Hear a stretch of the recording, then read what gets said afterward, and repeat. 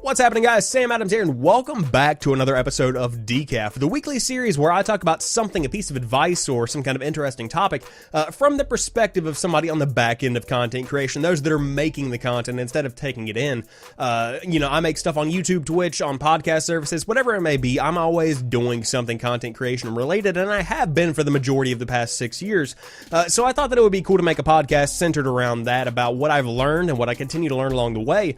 But I do want to make it very clear that this is not an end-all, be-all guide to content creation. What works for me might not work for you. What works for you might not work for me. Take all of my opinions, take all of the lessons that I give you with a grain of salt. Just kind of let them flow over you. See if you can find something useful from the information that I present, and if not, no harm, no foul. But I feel like putting my stuff out there in a podcast form can not only help you guys that are out there trying to make your way, trying to figure out what can be done to better your content, but on top of that, it gives me something to look back on, and it gives me something to kind of review myself on and say, hey, am I doing what I said? Does that still apply to me, etc., etc.? I think that's a really cool, useful tool for me in my own personal life. But today, we're going to be talking about taking time away from the stream, taking time away from YouTube videos, taking time away from content creation overall, because in that time away, you really get the chance to step back. You start getting out of the moment, and you really are able to look at everything you're doing from a broader perspective and say, am I doing things correctly? Am I doing things the way that they need to be done? And sometimes you are, sometimes you are not. It ultimately takes taking that time, stepping back and looking at everything to realize whether you are doing things correctly or incorrectly.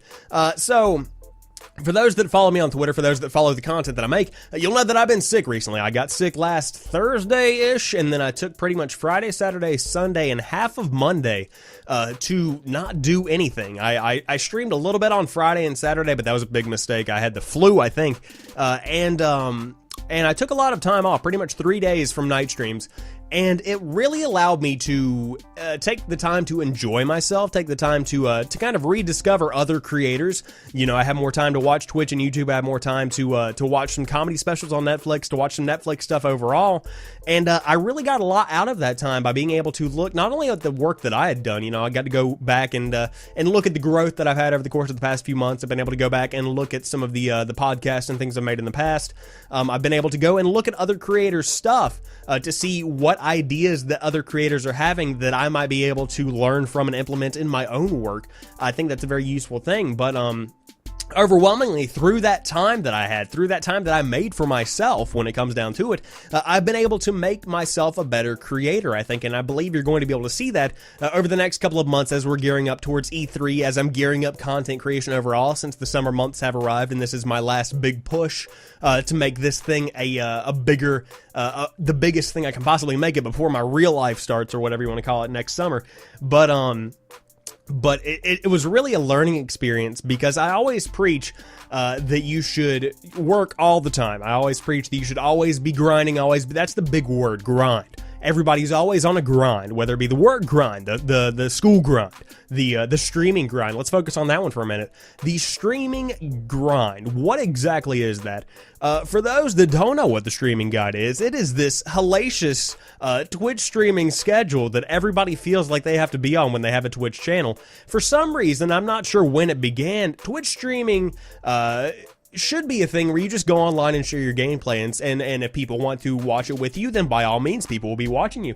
If people want to interact with you, they'll interact with you, and that's pretty much the basic core idea of Twitch itself. But when people start streaming now, they go ahead and set aside 5, 6, 7, 8 hours out of their day to stream. People expect you to be live 7 days a week. People expect you to be on as much as possible, working on graphics, working on notifications, doing sponsor, whatever it may be. There's like this expectation that you always have to be working on it, and there's no other job sector, there's no other field where that is the expectation, where you are expected to be on 24 hours a day, whether it be Twitch, on Mixer, on Facebook Live, YouTube Gaming, whatever it may be. You're expected to be there as much as possible. On top of that, when you're not live, you better damn well be on social media. You better be on Twitter, on Instagram, posting up whatever you and your girlfriend are doing, you and your dog, you and your pet fish, whatever it may be. You've got to be out there reaching out, making interactions, doing stuff. It kills people. It is so overwhelming. And the fact that I was able to take 3 days, and of course I was still on Twitter, I was still on Instagram, I was still on YouTube, I was doing a whole bunch of other stuff, but to be able to take just some time out of my day to not have to be live and to not have to be doing something and to take that time to enjoy myself, it was amazing. It was fantastic. It allowed me to learn, and it allowed me to realize that to make better content, to become a better version of yourself that is happier, sometimes you have to sacrifice that extra 2 hours you might be live. Sometimes you have to sacrifice that extra couple of hours where you might be able to reach out to somebody else. You've got to be able to find time for yourself, because otherwise you're going to get burned out without a doubt. And I'm trying to implement this new idea into my upcoming content creation schedule for the summer. You know, I'm kind of reevaluating how I'm doing things, and I'll be reasonable about it. But what I'm trying to say is that being live all the time, working all the time, doing YouTube videos all the time, making connections on social media, whatever it may be that you are doing to better yourself and to better your content, don't let it become overwhelming. Don't let it become everything you do throughout your entire day. That's ridiculous. That is too much.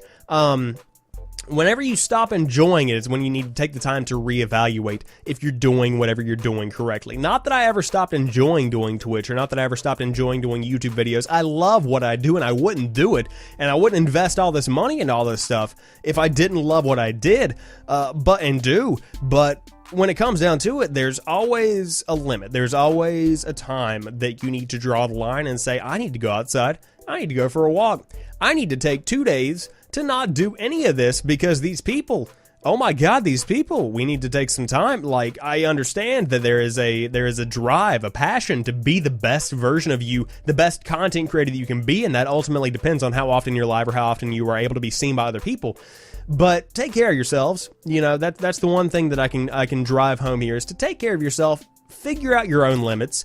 Figure out what you need to be and how you need to act for yourself to be the best version of you that you can be. So that's what I'll leave you with today. Find your own limits, test your waters, figure out what your specific skill set requires for becoming the best content creator that you can be. So that's what I'll leave you with today.